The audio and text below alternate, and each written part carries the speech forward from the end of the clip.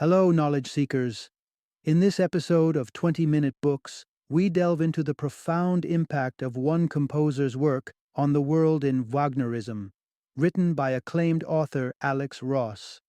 This 2020 tome examines the astonishing breadth of Richard Wagner's influence, tracking its omnipresence in cultural, political, and intellectual movements long after his death.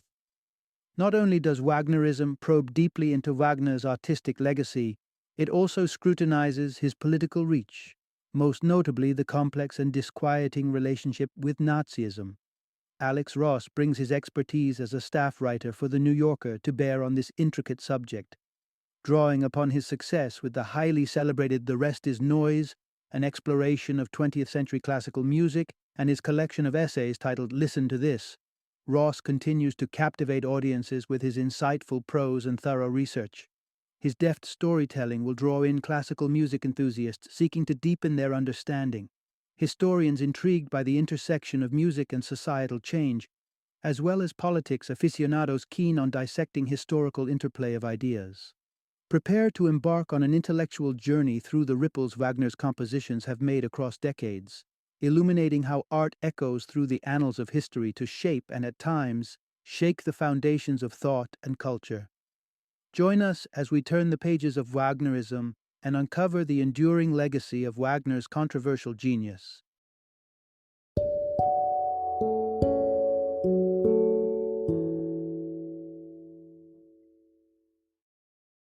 Wagnerism, Art and Politics in the Shadow of Music. Introduction. Embark on a journey through Wagner's lasting legacy. Imagine a composer whose melodies do more than just linger in concert halls. They infiltrate literature, cinema, and even the murky realm of politics. This is the world of Richard Wagner, an artist whose life's work has echoed through time, shaping cultural currents long after the final curtain call.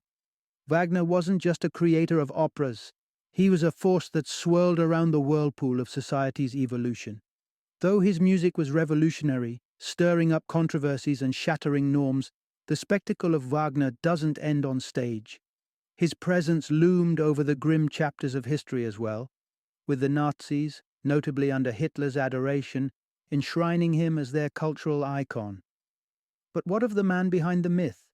Wagner was a study in contradictions, a proponent of anarchy, a beacon of nationalism, and unforgivably a staunch anti-Semite. These insights will delve into how his complex persona sowed seeds across various artistic and political landscapes. As Wagnerism unfurls its rich tapestry of connections, we explore questions that go beyond mere biography. When his music fills the air, whose spirit resonates in the harmonies? Is it Wagner, or does the listener bring a part of their narrative to his compositions? In this exploration, you'll uncover how Wagner's shadow looms over modernist literature, the surprising influence Wagner had on the spaghetti western film genre, and the diverse fan base of Wagner enthusiasts, including those of Jewish, Black, and gay communities, who find solace and inspiration within his controversial art. Part 1. The world felt a tremor with the passing of Richard Wagner. In the winter of 1883, the streets of Venice echoed with whispers of grief. One of the most provocative composers, Richard Wagner, had taken his final bow, leaving a legacy as tumultuous as his music. Tributes poured in from every corner of the globe, from heartfelt eulogies celebrating his musical masterpieces like Tristan und Isolde, Parsifal, and the Ring Cycle, to radicals in America heralding him as a symbol of anarchy. The impact of his death even incited an anti-Semitic riot among Viennese students, a chilling precursor of Wagner's pervasive posthumous influence on art and politics. Wagner's life was a mosaic of controversy. He lived as a fugitive after participations in Dresden's insurrections, and his notorious essay, Judaism in Music, though penned under a pseudonym, resonated with inflammatory implications. Yet, the heart of Wagner's identity always beat in time with his compositions, his music dramas, the grandiose tales he spun, the audacious harmonies of Tristan und Isolde, and the mystic grandeur encapsulated in Parsifal are his true monuments. His music carved channels into the bedrock of culture, influencing not just symphonies, but the realms of literature, visual arts, and the burgeoning world of cinema. Beyond that, his spectre cast long shadows over the political arena, haunting it with potency, as seen in the Nazi Party's adoption of his image. Indeed, Wagner's essence seemed inseparable from the very fabric of modernity. Friedrich Nietzsche, having renounced his former comrade yet unable to escape his orbit, declared Wagner as synonymous with contemporary culture. According to Nietzsche, Wagner was not merely an artist to be appreciated, he was an enigma to be grappled with, an essential passage in the journey to understand the modern world. One must, he implies, traverse the emotional and intellectual landscape that Wagner shaped to truly inhabit our age. Part 2. Wagner's harmonies resonated through the pages of international literature. Once a letter found its way to Richard Wagner. It penned a confession. The writer had been utterly enveloped by the composer's entrancing melodies. That writer was none other than the French poet Charles Baudelaire, moved by a Paris concert to confess a rare auditory indulgence. Baudelaire wasn't alone in his captivation. Wagner's allure snatched the minds of many French creatives, including Émile Zola, Paul Cézanne, and Stéphane Mallarmé, all seduced by his bold modernism and the intoxicating allure of works like Tristan und Isolde. The pull of Wagnerism leaped across the Channel, where in Britain George Eliot penned Daniel Deronda. An expansive narrative mirroring the scale of Wagner's musical epics, even featuring a character that mirrored the German composer. Wagner's magnetism stretched even further, across the Atlantic to the United States, where his embracing of heroic myth resonated with a country craving its own legends. The resolute Siegfried of the Ring cycle became the prototype for the American hero. In Owen Wister's The Virginian, a nod to Wagner's Lohengrin, the main character remains enigmatic, nameless, setting the stage for the spaghetti westerns to come and for the stoic man with no name that would one day stride on screen in the silhouette of Clint Eastwood. American novelist Willa Cather channeled the Wagnerian spirit in her works like The Song of the Lark, creating a narrative echo of the famous Wagnerian soprano Olive Fremstad. Cather transformed Wagner's mythical aura into a distinctively American narrative force. As the embers of modernism ignited, Wagner's essence lingered and morphed within the literary movement. Figures such as D.H. Lawrence, Joseph Conrad, Virginia Woolf, and Marcel Proust wove his spirit into their narratives. They borrowed Wagner's signature leitmotif technique, using recurring musical phrases to deepen storytelling. T.S. Eliot's The Waste Land not only borrowed Tristan's harmonic fragments, but followed the spiritual pursuits akin to Parsifal. James Joyce's Ulysses was also laced with Wagnerian subtext. Molly's overflowing monologues subtly echoed Isolde's passionate farewell in Tristan. As Wagner's influence echoed through these literary landscapes, in his own German-speaking world, an intertwining of art and politics began to cast a new shadow over his legacy. Part 3. Wagner's shadow blended art with nationalism in his homeland. Toward its denouement, Wagner's Die Meistersinger von Nürnberg veers towards an ominous coda. Hans Sachs, the beloved cobbler and minstrel, warns of peril looming over the German people, a veiled call to guard against external influences. Within the fertile artistic soil of Austria and Germany, Wagner's notes resonated with a timbre of national pride, intertwining his artistic genius with a burgeoning sense of nationalism. In the cultural milieu of Wagner's homeland, his artistic sway was expansive and multifaceted, mirroring his international impact. Yet, amid the diversified artistic inspiration, a nationalist undertone surfaced, the one expressed in the climactic moments of Die Meistersinger. Wagner fans could indulge their enthusiasm by purchasing figurines and other Wagner-themed memorabilia, a testament to the adulation he inspired. The fervor grew in magnitude following the debut of his purpose-built theatre in Bayreuth, which set the stage for increasing fusion between Wagner's work and German identity, an identity he confidently proclaimed as his essence. Yet, this portrayal of Wagner as the paragon of Germanness was debated. The writer Theodor Fontane, for instance, viewed Wagner's operas through a lens of skepticism, even mocking the overzealous Wagner devotees in his literary works. Conversely, several Austrian artists embraced what they perceived as Wagner's progressive artistic vision. Max Klinger and Gustav Klimt of the Viennese secession movement found solace in Wagner's ideals of the total artwork. Klimt's opulent Beethoven frieze is a stunning exemplar, depicting Beethoven as a titan in a Wagnerian universe, sword in hand. However, as the 20th century unfolded, a politically infused view of Wagner took center stage, difficult for many to overlook. A notable figure in this wave was the Italian writer Gabriele D'Annunzio. Originally a novelist, crafting narratives with the grandeur of Wagner's operas, D'Annunzio's fascination with nationalism led him down a radical path. He emerged as a proto-fascist figurehead in the city of Fiume, and eventually became a prominent muse for Mussolini, thus indirectly shaping Hitler's ideology. Wagner's influence had a profoundly direct impact on Hitler, especially through shared threads of anti-Semitism. This complex web between art, nationalism, and politics would forge a dark legacy for Wagner's work, as we will see in the explorations to come. Part 4. Wagner's melody transcended his prejudices, resonating with marginalized communities. Richard Wagner's legacy is stained with the ink of his virulent anti-Semitism, epitomized by the inflammatory Judaism in music. This essay, which lambasted Jewish composers and hinted at a nebulous concept of Untergang, has left scholars grappling with interpretations. Does it suggest assimilation or something much more sinister? Even so, Wagner's sumptuous musical tapestries managed to captivate individuals from the very communities he maligned.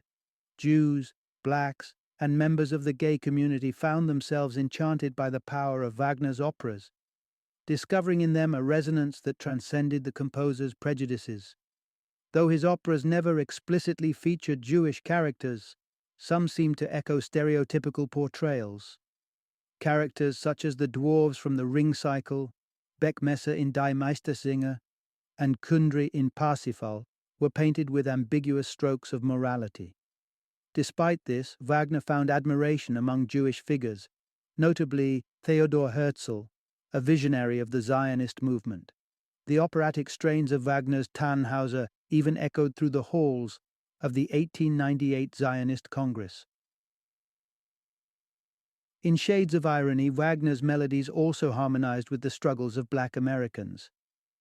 Webb Du Bois, a founding figure in the battle for African American civil rights, saw a transcendent quality in Lohengrin that rose above the racial enmity of his day, a dichotomy that challenges today's associations of Wagner with Nazi ideology.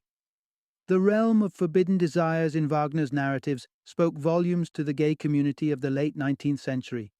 Wagner's opera brimmed with intense, unspoken yearnings that mirrored the experiences of those living outside heterosexual norms. Interestingly, Wagner's Ring offers a feminist icon in Brunhilde, a female warrior with depth and complexity. She symbolizes a union of passionate love and formidable strength, challenging the era's gendered expectations. Thus, Wagner's music became a beacon, albeit a complicated and contentious one, for individuals from diverse backgrounds, some of whom were targets of his abhorrent views, uniting them in their appreciation for his artistic prowess. Part 5. Wagner's enigmatic ideals found a place on both sides of conflict and change. The enigmatic Richard Wagner left a legacy of contradictions that continues to puzzle and provoke. Was the man who worried about the devastation of modern weaponry in religion and art a proponent of peace? His bombastic compositions suggest otherwise.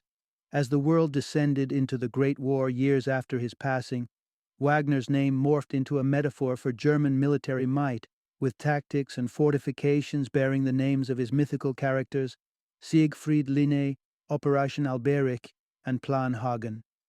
Yet, Wagner transcended the dividing lines of political and national loyalties. The key insight to grasp is that during periods marked by war and upheaval, Wagner's genius was claimed by both the right and left, a testament to the universality and malleability of his work. In Britain, which stood in stark opposition to Germany, Wagner's operas continued their theatrical reign, even amid the hostilities. And when the United States entered the fray, Wagner remained undiminished on the American stage. Thought leaders in Britain sought to untangle Wagner's works from the nationalistic fervor, interpreting the apocalyptic climax of The Ring as prophetic of Germany's downfall rather than its glory. Conversely, in Russia, the waves of Wagnerism lapped against the new political shores of Bolshevism. The Bolsheviks revered Wagner's treatise Art and Revolution, placing it on a pedestal alongside the Communist Manifesto. Director Vsevolod Meyerhold, stimulated by Wagner's influence, revolutionized Russian theater with radical symbolist productions. Back in Germany, as the Weimar Republic emerged from the war's shadow, Wagner's call for a fusion of the arts resonated with the visionary architect Walter Gropius. His Bauhaus Manifesto echoed Wagner's rhetorical style, championing an interdisciplinary artistic approach, much like the composer's vision of Gesamtkunstwerk, the total artwork. Among the many influenced by Wagner was a young revolutionary who would cast a long, dark shadow over history: Adolf Hitler. In Mein Kampf, Hitler cited the transformative impact of Wagner's Lohengrin and Rienzi upon his youth. As Hitler rose to prominence, he shrewdly manipulated Wagner's multifaceted narrative into a one-dimensional tool for his tyrannical agenda. In a world fractured by war and revolution, Wagner's art became both a battlefield and a bridge, marshaled by disparate ideologies, each finding their own reflection in his profound symphonies. Part 6. Nazism twisted Wagner's multifaceted work to fit a narrow, malignant narrative. On the 50th anniversary of Wagner's death, Thomas Mann stood before an Amsterdam audience, poised to dissect the tangle of Wagner's influence on the ideologies of the era. His speech, The Sorrows and Grandeur of Richard Wagner, was an act of defiance against the burgeoning Nazi appropriation of Wagner's oeuvre. Mann posited Wagner as a dreamer of socialism and anarchy, challenging the one-dimensional fascist portrayal that the Nazis were constructing around the composer's music. The notion that the Nazis' fixation on Wagner sprang from but one facet of his plethora of beliefs is central. While Hitler, a frequent patron of the Wagnerian operatic shrine in Bayreuth, had wooed the composer's descendants with his insights into the music, Wagner's identity became a linchpin of the Third Reich. Yet, contemporary Germans, swayed by diverse perspectives, viewed Wagner's body of work through their own unique lenses. Mann, with his daring Amsterdam oration, ultimately became persona non grata in Nazi Germany, finding refuge in the United States. He eloquently claimed his identity as intrinsically German, independent of Nazi ideology, through his saying, "Where I am, there is Germany." This declaration anchored his literary endeavor, Joseph and His Brothers, as an antithesis to Wagner's Ring, casting the protagonists not as Aryan symbols but as Jewish figures. Despite Mann's transatlantic stand, within Germany, the Nazi interpretation of Wagner seemed to dominate public consciousness as World War II erupted. The regime's version became so pervasive that Wagner almost seemed a harbinger of Nazi philosophies. Mann, himself a profound interpreter of Wagner, acknowledged the composer's bombast and the deep connection his work had with German culture, ingredients ripe for exploitation by Hitler. Throughout the war, the Nazi regime drenched itself in Wagnerian symbolism, aligning the composer so closely with their actions that his music often evokes images of their final catastrophic defeat, which has been likened to Gotterdammerung, the cataclysmic finale of The Ring. Yet, to view Wagner solely through the prism of Nazism is to simplify the complexities woven into his operas. Take The Ring. Rather than trumpeting the triumph of theft and corruption, it ends with the restitution of the stolen gold and an expression of regret by Wotan for his part in the ensuing chaos. The ambivalence in the heart of Wagner's magnum opus stands in stark contrast to the unequivocal malevolence of the Nazis, reinforcing the notion that Richard Wagner's artistry, however commandeered by dark forces, comprises a spectrum far too nuanced to be confined to any single narrative. Part 7, Wagner's enduring artistry continues to dance on the silver screen and beyond. A harrowing scene from Francis Ford Coppola's Apocalypse Now jarringly pairs the savagery of war with the soaring notes of Wagner's Ride of the Valkyries. Intended as a critique of war's grandiosity and horror, the scene became an iconic cinematic moment. Yet, the symbolism was so potent that it was later adopted as a literal anthem of war, blaring across battlefields from the Gulf War to the conflict in Iraq, embodying a stark image of American power. Wagner's melodies have tantalized and haunted various corners of the artistic world, proving time and again resistant to any singular interpretation. Whether in the complex narrative of Apocalypse Now, the racial tensions of the 1915 film The Birth of a Nation, or the pioneering works of early filmmakers like F.W. Murnau, Fritz Lang, and Sergei Eisenstein, Wagner's music has etched itself into the cultural consciousness.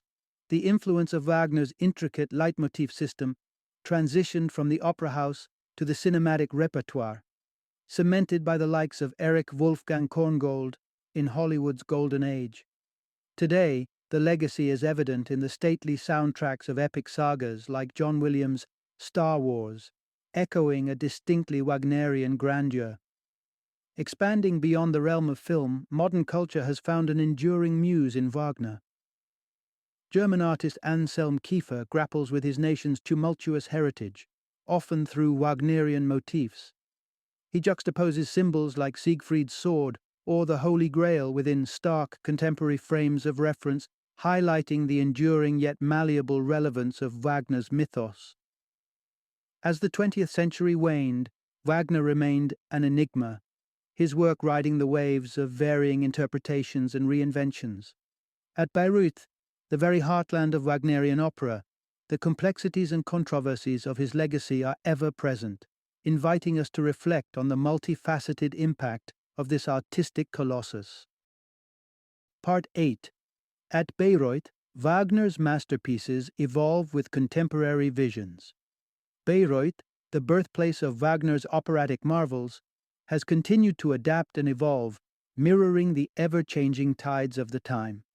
In 1976, a young French visionary, Patrice Chéreau, introduced a Ring production that initially shocked the audiences but soon ascended to iconic status. Chéreau masterfully interwove threads of historical context through Wagner's tales. Victorian aristocrats, industrial chaos, and a prophetic people peering towards a future intersected with the present. Wagner's music dramas are an intricate exploration of human nature, embodying the spectrum of our virtues and vices. His artistry compels listeners to confront a reflection of humanity itself, rich with passion and nuance. This reflection echoes Nietzsche's timeless sentiment. Wagner sums up modernity. Standing in the wake of the Second World War, the world had witnessed modernity take a sinister turn, a shift that inevitably tarnished Wagner's legacy. Post-war, Bayreuth teetered on the brink of obsolescence. Yet under the stewardship of Wagner's grandsons Wieland and Wolfgang, the festival underwent a rebirth, distancing itself from the aesthetic tainted by the Nazi regime. Wieland Wagner's productions adopted a minimalist approach, stripping away the ornate to reveal the psychological undercurrents and a sense of the eternal. Following in Wieland's transformative footsteps, directors like Chéreau embarked on an ongoing journey of re-examining the operas. Each new interpretation, such as those emphasizing environmental themes, throws light onto different facets of Wagner's vast thematic gemstone. They see the plundering of the Rhine's gold and the subsequent downfall of the gods as a parallel to humanity's own exploitative relationship with Earth. As Wagner remains an enigma, as Nietzsche once suggested, always paired with the word perhaps, the true essence of his intention slips through the grasp of definitive analysis. But the visceral power of his work is undeniable. Each experience with Wagner's music becomes a personal engagement. The listener, as much as the composer, shapes the interpretation, finding in it a reflection of either beauty or the abyss. Final summary. Wagner's sweeping influence stretched far beyond the stage, entwining itself with the very fibers of art, culture, and politics. Each community, artist, and ideologue has painted Wagner's music dramas with their own hues. Be it the French artists seduced by the sensual rebellion of Tristan und Isolde, or the Germans who saw national pride reflected in his operatic mythos. Wagner captivated the modernist authors, who deemed him a vanguard of the avant-garde, while later political figures twisted his legacy to their own grim agendas, with Hitler's sinister interpretation casting a long shadow over Wagner's intent. Yet, at its heart, Wagner's work remains gloriously uncertain, a Rorschach test of sorts, for listeners spanning generations and geographies. The resonance of his compositions lies not just in the notes, but in how they are received. The listener, as much as the composer, orchestrates the final interpretation. Wagner's music holds up a mirror to humanity, and it's in our reflections that his true legacy vibrates.